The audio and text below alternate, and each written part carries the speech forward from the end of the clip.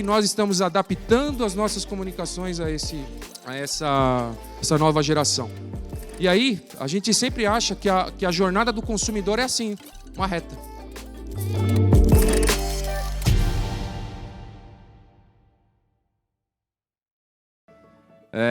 Vou fazer uma palestra um pouquinho diferente hoje. Vou falar um pouquinho desse mindset digital. É uma palavra que virou bastante popular, nessas duas palavras, nos últimos tempos. Muito mais por conta do lockdown que a gente está vivendo. E aí, eu queria fazer uma reflexão com todos vocês nesse momento.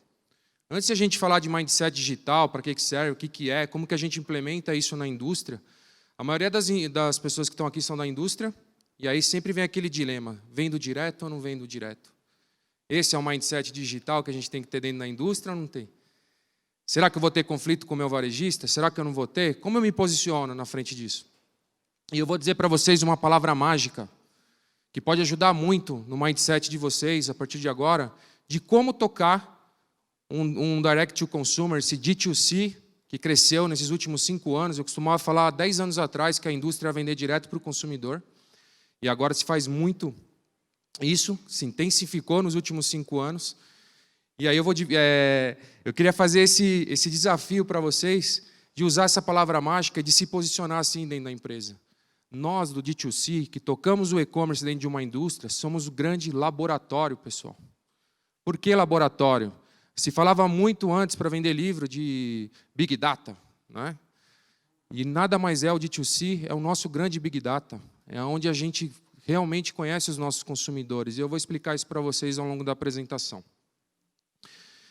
E aí, para a gente começar no mindset digital, vamos passar um pouquinho do quanto a gente mudou, né? Mindset digital é uma mudança, então vamos falar um pouquinho disso. Quem lembra, né, do Atari, a televisão, aquela anteninha que tinha que ligar atrás, e hoje as crianças já nascem na geração do clique. Pergunto para vocês, quanto nós da indústria estamos nos especializando em entender o nosso consumidor e fazer o marketing one-to-one? A fazer uma comunicação diferente para cada um deles. Vejam a evolução que teve dos PCs. Né? Quem aqui trabalhou com mainframe, que hoje ainda se trabalha, principalmente em bancos, mas a evolução que teve. E esse aqui, pessoal, antigamente era assim, não era? E agora? Não é assim dentro de casa? Eu lembro de ter que sentar para assistir o Jornal Nacional, esperar acabar, rezando para acabar logo para jogar Atari, na minha época. Porque eu sou milênio sênior, né? Todo mundo fala, que geração que você é? Eu falo, sou milênio sênior, mas sou milênio. E já na geração milênio, a gente já ainda pegou essa fase de assistir Jornal Nacional, de almoçar com a família, né? Não tinha celular, não tinha nada, a televisão tinha que levantar para mudar o canal. E como que é hoje? Hoje você vai visitar sua mãe, vai visitar a sua família, e a gente nos depara o quê na sala? Todo mundo com o celular na mão, e às vezes mandando WhatsApp no grupo da família. O consumidor mudou, gente. Vejam quanto que as coisas mudaram daí. E aí, eu trago para vocês onde tudo isso começou. Quem foi o precursor do computador? Poucos sabem, que conhecem Alan Turing. Steve Jobs, no primeiro lançamento dele da Apple, ele colocou a foto do Alan Turing dentro do salão. E poucas pessoas conheciam. Mas esse sim foi a pessoa que lançou o primeiro computador, esse computador que vocês estão vendo aqui em cima. Ele foi contratado pelo poder britânico para poder derrubar os alemães. E ele tinha que descriptografar as mensagens que eles mandavam via navio. E ele criou essa máquina, porque quando ele conseguia desvendar, ele já não dava mais tempo, já tinha acontecido o ataque. Então ele conseguiu criar uma máquina para poder se antecipar. E tem um filme que fala desse Alan Turing muito interessante, para quem que é da área aqui de e-commerce, fica uma dica, o Enigma, assistam esse filme que conta a história do Alan Turing, é bastante interessante, mas ele foi o precursor dos computadores, foi aqui que começou, e o Steve Jobs já o considerava muito naquela época. E aí, antes de a gente entrar em mindset digital, pessoal, quanto que nós da indústria conseguimos responder essas perguntas? Quais são as gerações que consomem os meios digitais? Como eles consomem esses meios? E como eles compram ou adquirem serviços e produtos? Lembrando que a gente vive um momento da servicialização. Já ouviram falar nessa palavra? Servicialização. Toda indústria que vende produto tem que pensar em servicialização. Por quê? Porque hoje as startups estão crescendo e elas estão pegando todo esse pedacinho que a gente poderia pegar como indústria também. Eu dou um exemplo nosso, da Philips. A gente lançou, ano passado, um piloto, já pensando nesse mindset digital, de um aluguel. Uma plataforma de alugar produto. Ah, Rio, mas a indústria não é para vender produto? Sim.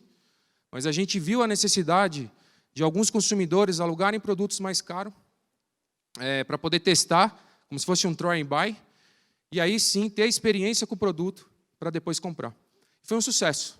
Tá? Pensamos com mindset digital, vou dar várias dicas no final da apresentação de como fazer isso, e a gente conseguiu lançar super rápido.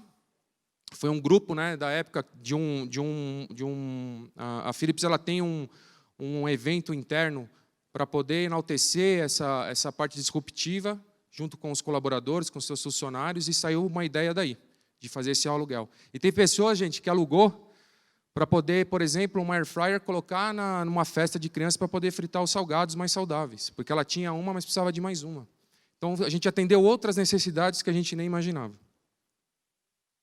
E aqui estão as gerações, né, pessoal? Eu estou aqui na geração milênio, geração Y, né? Sou milênio sênior, que eu costumo dizer. E essa geração Z e alfa que está chegando agora? Quanto que nós da indústria nos comunicamos com eles? Essa geração, pessoal, Z, é a que vai comprar. É a que está saindo da faculdade, é a que são os nossos futuros consumidores, que são totalmente digitais. Nasceram na era do clique. A minha filha tem 8 anos, eu não precisei ensinar nada para ela. Ela mexe melhor do que eu no iPad, no celular, pode ser Android, pode ser Apple, pode ser qual seja o sistema operacional, ela mexe super bem. Porque essa geração já vem da geração do clique. Quanto que nós da indústria estamos pensando nesse movimento? Quanto que nós estamos adaptando as nossas comunicações a essa nova geração? E aí, a gente sempre acha que a jornada do consumidor é assim, uma reta. Será que é só uma reta, pessoal?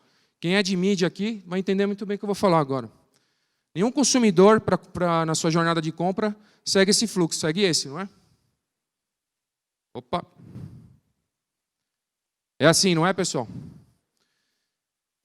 Quando a gente vai efetuar uma compra, vai fazer uma pesquisa, a gente começa por um caminho, depois vai para o outro, depois vai para o outro, depois vai para o outro. Tem até um tema no digital que eu gosto de discutir bastante, que é a mídia assistida. A gente sempre olha o last click para analisar a mídia hoje. E a gente esquece de analisar a mídia assistida, que é muito importante. Por quê? Porque o consumidor, às vezes, ele é abordado por essa pista, só que ele vai decidir comprar por outra pista.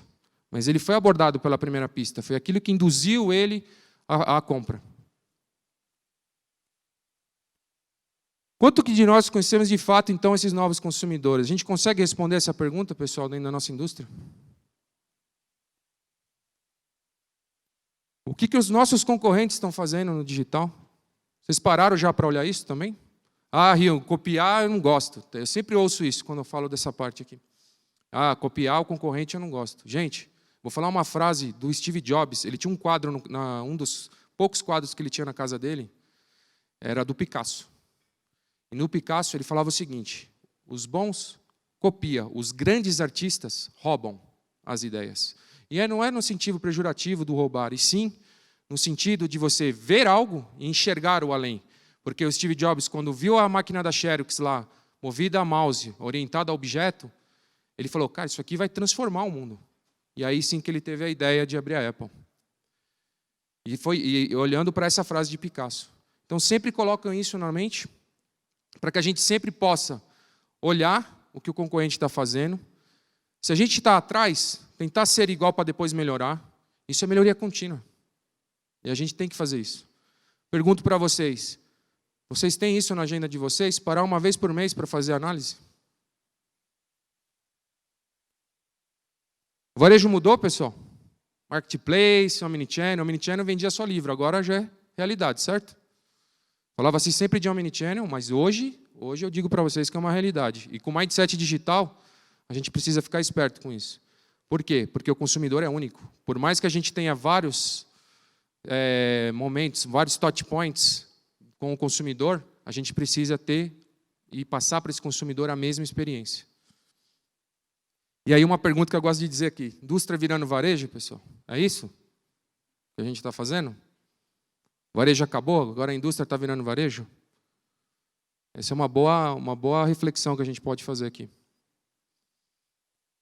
Antigamente, a gente tinha 2 sites, né? Um site que fazia todo o fluxo de compra, da parte de aprendizado das nossas categorias, dos nossos produtos, que era o nosso site institucional, onde a gente inspirava, onde as pessoas buscavam e aprendiam, e depois que ela passava por esse processo, ele ia para o último processo, que é de comprar e compartilhar. O que a gente fez agora? A indústria quer estar presente em tudo aqui, certo? Não é assim? Está acontecendo hoje? E aí eu digo para vocês, é muito importante a gente estar em todo o processo, porque a gente conhece melhor o behavior do consumidor, o comportamento dele. E vejam, a indústria está virando varejo, aquela reflexão que eu fiz, não está virando varejo. Lembra da reflexão que eu coloquei no começo. Somos um grande laboratório, a gente está em constante mudança. E para acompanhar essa mudança, a gente precisa acompanhar o nosso consumidor, entender cada vez mais sobre ele. Sobre planejamento e desenvolvimento de produto, a gente compra pesquisas, etc. Dá para a gente, com a nossa base, dá para a gente perguntar para o consumidor. Muitas vezes a gente faz pesquisa interna, perguntando para nós funcionários qual é a cor do produto que a gente tem que lançar no próximo ano. Por que não perguntar para o consumidor? Eles respondem. Desde que a gente haja de forma correta, honesta, dentro das leis do LGPD, eles respondem com todo carinho. Tem cada comentário assim que é fantástico, vocês nem imaginam. E aí, uma coisa muito interessante com essa mudança que aconteceu, né, que tudo está em eterna mudança, é na jornada do consumidor. A gente sempre flutua aqui as nossas campanhas dentro dessa jornada, né, dessas caixinhas. E aí o que eu digo para vocês? Se nós somos da indústria e temos um D2C, a gente pode cobrir toda essa jornada com páginas o quê, pessoal? Transacional. Eu não preciso mais fazer uma landing page para campanha de awareness, uma landing page para campanha de interesse, uma landing page para campanha de consideração. Eu posso ir direto, sempre, com o botãozinho comprar do lado. Se ele quiser comprar, ele compra ali no awareness. Mas o que hoje nos permite fazer com essa grande mudança é que toda a cobertura da jornada do consumidor, no nosso planejamento de mídia, a gente cubra com uma página transacional. Não mandem para home, pelo amor de Deus, nenhuma campanha de vocês. Sempre pausem numa página e que ela seja transacional. Hoje nos permite fazer isso. Né? As indústrias que já conseguiram ter o seu D2C, hoje conseguem trabalhar dessa maneira. E uma coisa muito interessante que eu destaco aqui, é que na parte de consideração, por que não mandar para os rating reviews dos seus produtos? O nosso consumidor vive uma nova era, pessoal. Veja só que interessante aqui. Esse aqui era o mecanismo até ontem. Né? A gente tinha as empresas vendem para revendas, revendas vendem para o consumidor. O que a gente está fazendo agora? Opa. Quem conhece consumidor aqui nesse fluxo? Quem que atende consumidor final nesse fluxo? A revenda. E o que a gente faz agora com o D2C? A gente desintermedia, não é? Não é assim que aconteceu com o mundo? Hoje, se a gente estiver sem bateria no celular, vocês pedem táxi? A gente não pede um táxi. Já pararam para pensar nisso? A dependência que a gente está hoje para pedir um táxi. Se a gente não tiver um telefone, um celular, a gente não pede um táxi. Então, as indústrias estão fazendo o quê? Desintermediando, justamente para conhecer esse consumidor. E não é para substituir o varejo, e sim para conhecer o consumidor, para que a gente possa trazer sempre algo melhor para ele. Para que a gente possa construir o nosso grande Big Data. Você sabe a diferença de Big Data? Para ter informação? Big Data é o que a gente deseja saber, e não o que a gente quer saber. Esses dois verbos têm muita diferença. Então, tudo aquilo que a gente deseja saber, isso é Big Data. E a gente consegue ter isso na internet. E aí, nós como indústria estamos preparados para isso? Essa é a reflexão. Temos um centro de análise competitiva na internet? Lembrando, essa frase aqui é matadora.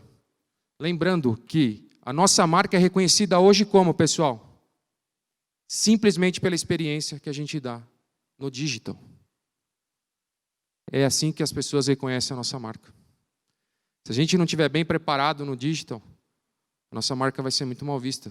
Por quê? Porque talvez a gente não esteja preparado também para a nova novidade que é de fazer o monitoramento.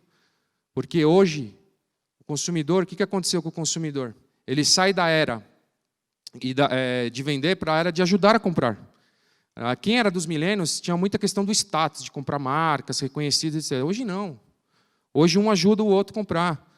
Hoje o Rating Reviews, que é onde a gente faz lá a avaliação do produto, era usado para o mal aqui no Brasil. Nos Estados Unidos se tem até na gôndola isso. Lá de uma loja física você tem na gôndola digitalmente lá as avaliações. Hoje não, já melhorou muito, porque essa geração nova gosta de ajudar ao outro comprar.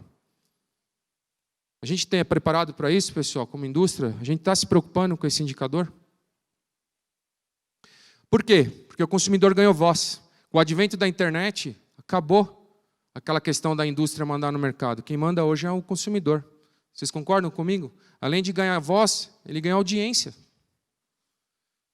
Antigamente era assim, a indústria mandava no mercado, nos consumidores. Ford dizia, você pode comprar qualquer carro desde que ele seja preto. Hoje é assim, não é? Quer que eu dou exemplo? Está aí, ó. Quem lembra do case da Burger King? O pessoal tomando banho na caixa d'água. Isso reverberou absurdamente para a marca. E a marca teve que, se está monitorando, tem que entrar ali rapidamente, já tomar uma ação, explicar o que aconteceu. Só que com isso virou um monte de meme. Eu nem coloquei os posts aqui, mas é bem... Mas o pessoal falava, quem comprar um Burger King ganha um banho na caixa d'água. Então isso é ruim para a marca. Mas a gente vai acontecer? Vai. Estamos longe disso acontecer? Não, vai acontecer. Dentro da indústria, a gente tem pessoas já direcionadas para um plano de crise como essa. A gente teve um na Philips no Dia dos Pais. Estava lá no Dia dos Pais, tentando tomar uma cervejinha com a minha família. Quando toca meu celular, fala, Rio, estamos com um problema. Uma pessoa, um influenciador que não foi contratado pela gente, começou a falou um negócio errado lá, usando um produto nosso, e aí todo mundo começou a cobrar a marca se a gente era conivente ao que ele estava falando, e a gente não era. Então a gente rapidamente, a gente já tem até um grupo no WhatsApp de crise, a gente já acionou, fez um post lá e postou, falando do nosso posicionamento como marca. Está claro isso, pessoal? Só que ao mesmo tempo que a gente tem crise, a gente tem oportunidades. Quem lembra desse daqui, né? Do 10 Years Challenge, né? A gente na Philips pegou e aproveitou. Era algo que estava reverberando muito na internet, nas redes. Então a gente aproveitou esse momento e brincamos aí com a lâmina e o... Desculpe se tem concorrente meu aqui, mas é isso. A lâmina e o One Blade e a escova manual para uma escova elétrica. Esse é o futuro. Então aqui é a brincadeira do 10 Years Challenge.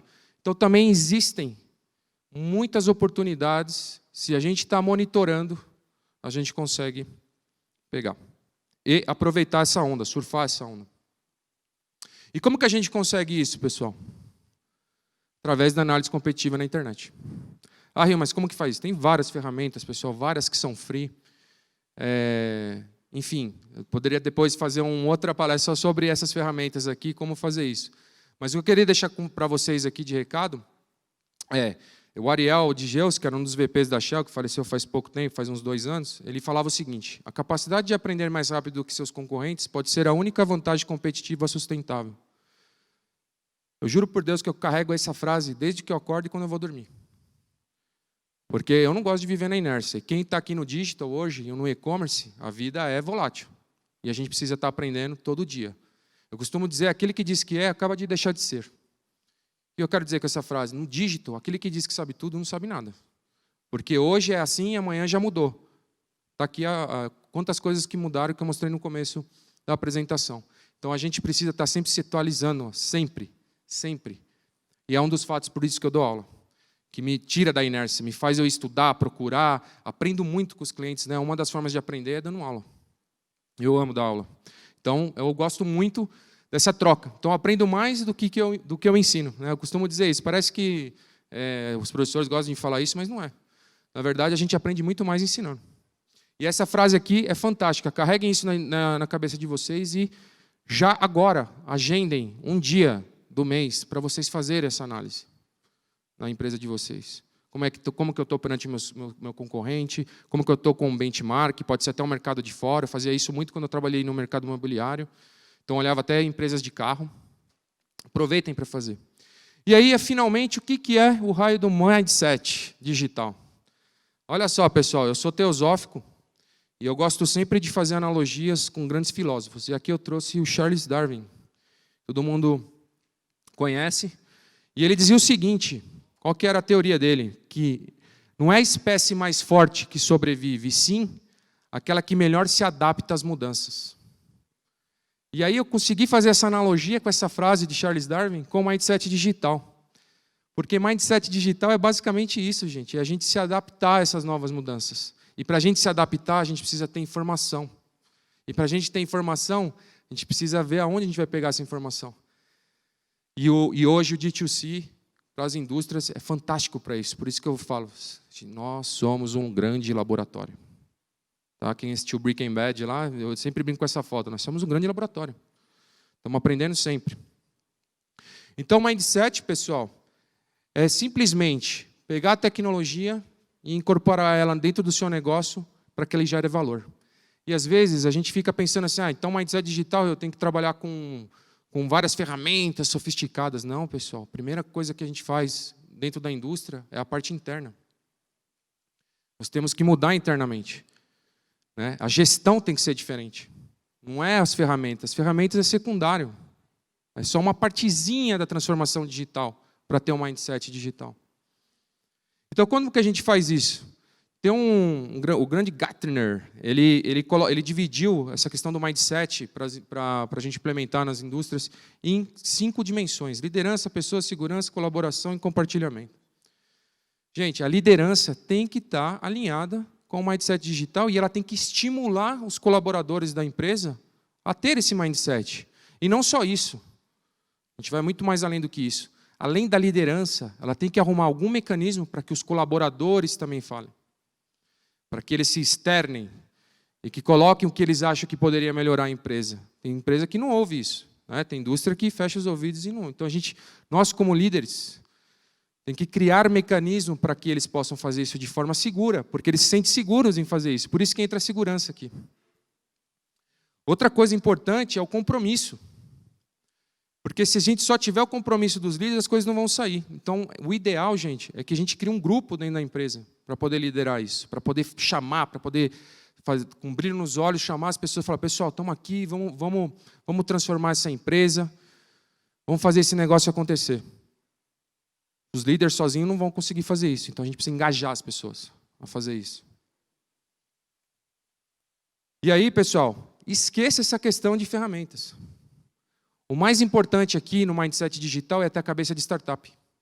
E startup pensa sempre no MVP. O que é o MVP? Produto mínimo viável. Se a gente tem que montar um business plan que dá ROI em curto prazo, esquece que vocês não vão conseguir fazer mindset digital. Não é essa a ideia. Isso daí já você quebra totalmente a dinâmica da transformação digital. Porque a gente só vai pensar no número e vai esquecer da necessidade do cliente, porque o cliente tem que estar em primeiro lugar aqui. Então, criem uma cultura, para que as pessoas trazem essas ideias, façam projetos pequenos, testem, pilotem ele. O do aluguel, exatamente assim que a gente fez. Teve a ideia, em 2 meses estava no ar. O Thales, que foi um dos fundadores da 99 Táxi, ele falava o seguinte, desde que eu tenho a ideia, 6 meses tem que estar no ar. Essa é a dinâmica do mercado. Teve a ideia, pessoal, faça o protótipo, monta o MVP, põe no ar. Eu lembro do aluguel, a primeira vez que a gente lançou o site, falei, cara, se der problema, eu mesmo entrego com o meu carro, não tem problema nenhum.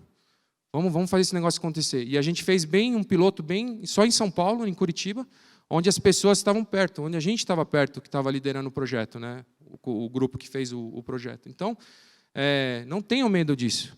E a gente não está preocupado com a questão financeira ainda, a gente estava preocupado em validar a ideia. Se era uma necessidade realmente do nosso consumidor. E funcionou. E hoje virou um business na companhia.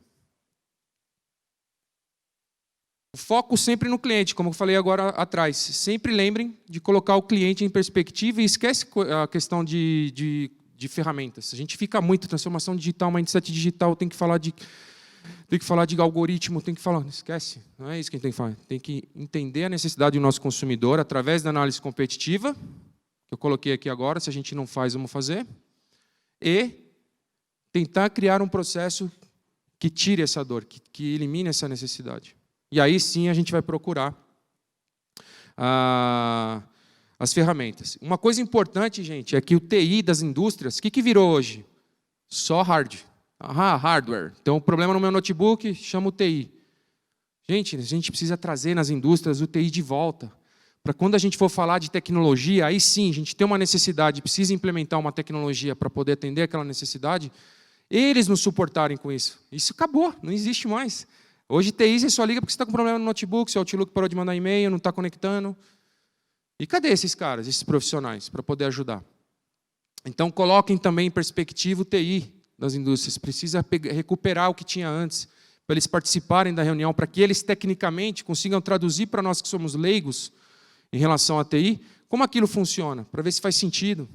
Isso vai ajudar bastante. Então é isso, pessoal. Um resumo da transformação digital, do mindset. Incentive o pensamento futuro dentro da empresa. Para incentivar, precisa criar mecanismos. Então, criem esses mecanismos dentro da indústria. Persistência e pensamento a longo prazo, que esqueça olhar o ROI. Monta o business plan, se der ROI aqui, a gente vai executar esse projeto. Não vai acontecer. Cabeça aberta, mindset digital, mindset de startup. Pensem, vamos validar a necessidade, vamos fazer um piloto pequeno. Estimule grupos dentro da empresa de vocês para poder trazer essas ideias à tona. Sempre saem ideias maravilhosas ali. Trabalhem bastante brainstorm. Crie, uma vez que vocês fizeram a triagem ali, escolher as ideias, façam um MVP rápido, testa. Não tenha medo de testar. Hoje o digital facilita muito o teste, gente. Isso é muito rápido de fazer e é barato. Dá para a gente testar e validar. Aprenda com quando vocês rodaram. Modifique se for necessário e teste novamente. Essa é a ideia do mindset digital. Então, só para fechar, a frase do Jeff Bezos sobre a questão disruptiva, né? Jeff Bezos lançou a Amazon para vender livro no começo e depois lançou o Kindle, que mata o negócio dele físico. E ele dizia o seguinte: se precisarmos ser disruptivo, que sejamos nós e não o mercado e os concorrentes. Fica essa mensagem para vocês final. E algumas reflexões que, se vocês não conseguirem responder essas perguntas dentro da indústria de vocês, procurem então ter essa análise competitiva, procurem implementar esse mindset digital na empresa de vocês e com certeza vocês vão conseguir responder algumas delas, né? E lembrando, por último, que a sua marca é a experiência digital que você oferece para o seu consumidor. Nunca esqueçam disso nessa era que a gente está falando de hoje. Pode ser que eu venha daqui 10 anos e fale, o digital acabou, o que importa é a marca, não sei. Tá? Mas é isso. Obrigado, pessoal. Obrigada, Rodrigo. Palmas, pessoal. Eric e Guilherme. Alô? Boa. Obrigado pela aula aí de Mindset Digital. Queria fazer Minha pergunta seria sobre como você vê esse mindset sendo aplicado em lojas físicas? Porque, enfim, apesar de não ser um site, etc., a loja física deve ter também esse mindset digital e completamente enraizado, né? Você falou um pouco dos ratings and reviews na gôndola, etc., mas conta um pouco como deve ser melhor explorado esse mindset nas lojas físicas. Acho que um ponto que bastante discutido na indústria é o preço que a gente tem dos promotores nas lojas, né, para ajudar a vender. E eu acho que o mindset digital ele entra aí, mudando um pouco esse conceito de ter a pessoa física e ser digitalizado isso. A gente já fez um piloto o ano passado, não, foi esse ano que a gente fez um piloto trabalhando com QR Code e WhatsApp, onde a gente faria o papel do promotor ali na loja, justamente para tentar não precisar do promotor. E funcionou. Ainda as pessoas têm um pouco de dificuldade com a questão da tecnologia, mas é uma ideia que a gente já vem trabalhando um pouquinho mais, melhorando ela. A gente está com outro pensamento agora de incrementar essa ideia aí para poder as pessoas terem mais acesso. Mas eu acho que assim, além dessa parte da indústria dentro do varejo, né, acho que o varejo já tem um mindset digital, principalmente esses que atendem o omnichannel. Um ponto importante aqui para mim é que se a gente ultrapasse essa linha do digital para o off, que a gente se preocupe no nosso CRM, né, principalmente. Por quê? Porque a gente tem que ter a mesma comunicação e tratar o cliente como único, por mais que ele seja atendido na loja offline ou que ele seja atendido na nossa loja de digital, né? Então, para mim, acho que para implementar o mindset digital seria mais ou menos nesse caminho aí.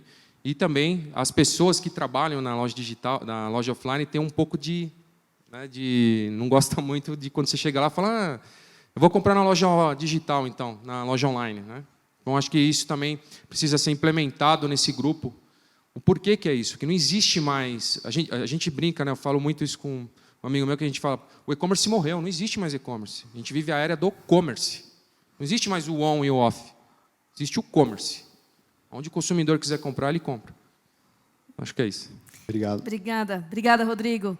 Eric. Boa, Rodrigão. Beleza? Queria entender um pouquinho, quando você fala do mindset digital, porque muitas indústrias, e não só indústrias, mas muitas empresas acabam fantasiando isso dentro de si, achando que é digital, né? Então, eu queria que você explicasse a diferença de ser digital e realmente de pensar digital. Ótima pergunta. Existe uma grande diferença entre eu ter as tecnologias em mãos e achar que eu estou fazendo digital por ter essas tecnologias. Eu tenho o melhor app, eu tenho o super app, e não ter enraizado internamente, como eu coloquei aqui no começo da palestra, que isso vem de dentro para fora, né? A gente ter esse mindset digital dentro da companhia e pensar nas necessidades do cliente sempre em perspectiva, e não de a gente só comprar ferramentas. Acho que essa é a grande diferença. Eu tenho o melhor site, Cara, e a experiência do consumidor? Você está atendendo as necessidades dele? Você conhece tão bem? Você conhece todas as gerações? Você está se comunicando adequadamente para cada tipo de geração? No mercado imobiliário, eu costumava ter 5 comunicações diferentes em um mesmo produto. Eu não vou falar com o solteiro sobre um apartamento a mesma coisa que eu tenho que falar para um cara que já tem filho, que ele está preocupado com a segurança do apartamento e não está preocupado com como comprar. Ele quer saber se vai ter câmera, se vai ter playground, se o filho dele vai poder crescer com segurança. É a mesma coisa para o investidor, que é outra persona do mercado imobiliário. Ele quer saber a vacância, quanto que é o aluguel, se vai ter faculdade perto, se não tem, se está fácil para alugar, se não está. Então, isso é o marketing one-to-one que a gente precisa, que a gente está gatinhando, algumas empresas já estão fazendo bem. E isso é uma transformação digital. O que você usou aí de tecnologia? Só inteligência. Não tem nenhuma tecnologia implementada. Obviamente, você vai precisar de uma tecnologia para identificar a persona e dar a comunicação correta. Mas é a inteligência, é a necessidade, atender essa nova necessidade. É isso. Obrigado. Valeu. Obrigada, Eric. Obrigada, Guilherme. Obrigada, Rodrigo. Palmas, Obrigado. Pessoal. Obrigada.